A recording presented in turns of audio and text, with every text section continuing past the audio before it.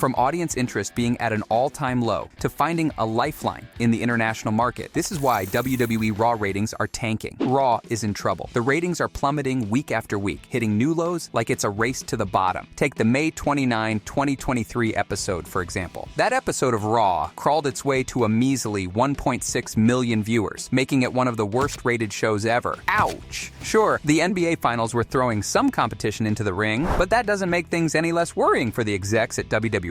This downward spiral has been going on for years now, and it's like watching a slow-motion train wreck. You can't look away, but you can't help but cringe. Now, there are a lot of reasons why Raw's in trouble. It kinda seems like the Monday night show is stuck in a rut it can't shake off. It's not generating interest like it used to, and people are getting tired of the same old song and dance routine. But why is it this bad? Well, change in audience viewing habits is a biggie. Times have changed, and we're living in the age of streaming services and online platforms that are gobbling up our attention. People aren't glued to their TV screens like they used to be. Instead of sitting through the whole shebang, wrestling fans are becoming masters of efficiency. They're opting for bite-sized chunks of action, snacking on highlights and clips online. I mean, who's got time for 3 hours of Raw when you can catch the juiciest moments in a handy-dandy 5-minute video? It's all about that instant gratification nowadays. Back in the day, WWE had it all. Families gathered around the TV, kids imitating their favorite superstars, and a loyal fan base that spanned generations. But times have changed, and so have the tastes of the audience. The younger generation, they've grown up with a whole buffet of entertainment options. They've got video games, social media influencers, and a boatload of online content at their fingertips. The old school wrestling formula may not tickle their fancy like it used to, so it's natural that they're not gonna sit around waiting for the next episode of Raw. They crave something fresh, something different. There's also the fact that WWE is overexposed as hell. Now, don't get me wrong, more wrestling can be a good thing, but when you're bombarded with hours upon hours of programming each week, it's easy to get overwhelmed. Who's got the stamina for that? It's part of the reason why the ratings have gone down the drain. 3 hours of Raw on Monday nights, 2 hours of SmackDown on Fridays, and let's not forget those extra pay-per-view events thrown into the mix. It's a marathon.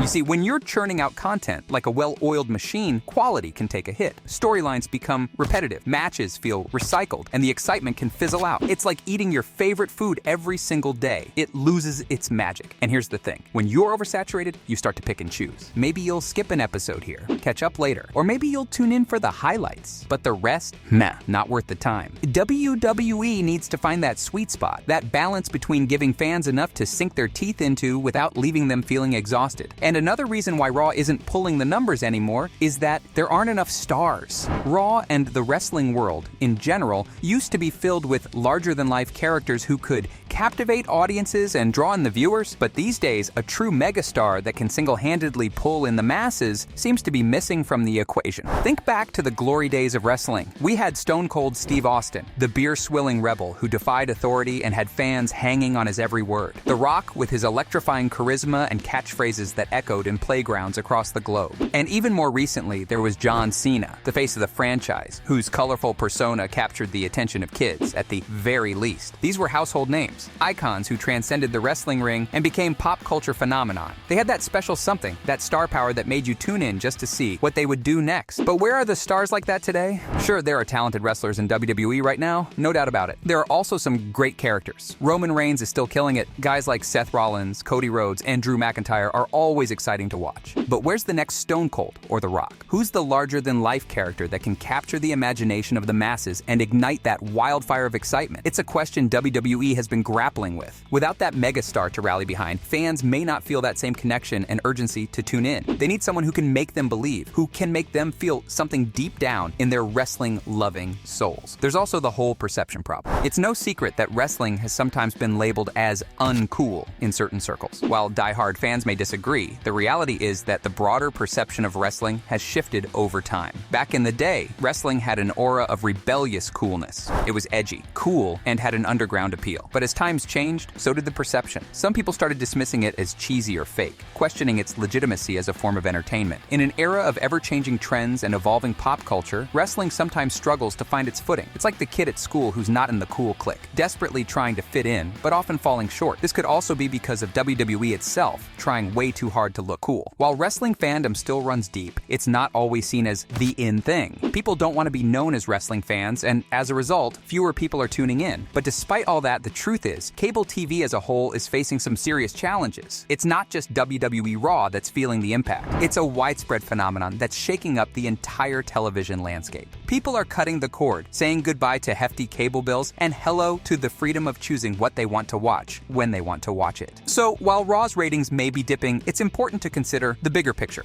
Cable TV is facing an uphill battle. The decline in ratings isn't necessarily a reflection of the quality of the product, but rather a sign of the shifting landscape and evolving viewer preferences. One of the saving graces for WWE is its long-term television contracts. They've inked lucrative deals with major networks like the USA Network in the US. These contracts provide a stable and significant source of revenue, regardless of the specific ratings of individual shows. The networks understand the value of WWE's programming. Even though Raw may be hitting some lows in the ratings department, it still manages to attract a dedicated fan base. And not just any fan base, it's a fan base that advertisers find enticing, as it falls within the key demographic they're trying to reach. WWE has a knack for drawing in viewers who are attractive to advertisers. They've built a loyal following that advertisers want to tap into, and that's no small feat. So even if the ratings may be slipping, WWE's programming still holds value for networks in terms of ad revenue and reaching their target audience. These long-term contracts provide stability for WWE, allowing them to weather the storm of fluctuating ratings. It gives them the financial cushion to continue producing their shows and investing in the future of the company. But more importantly, WWE has cultivated a strong international presence. I'm talking places like the UK, where WWE has built a devoted fan base. The UK fans have a long-standing love affair with wrestling, packing arenas, and creating an electric atmosphere. With NXT making headways there and WWE opting for stadium events, it's only going to get better. And there's also India.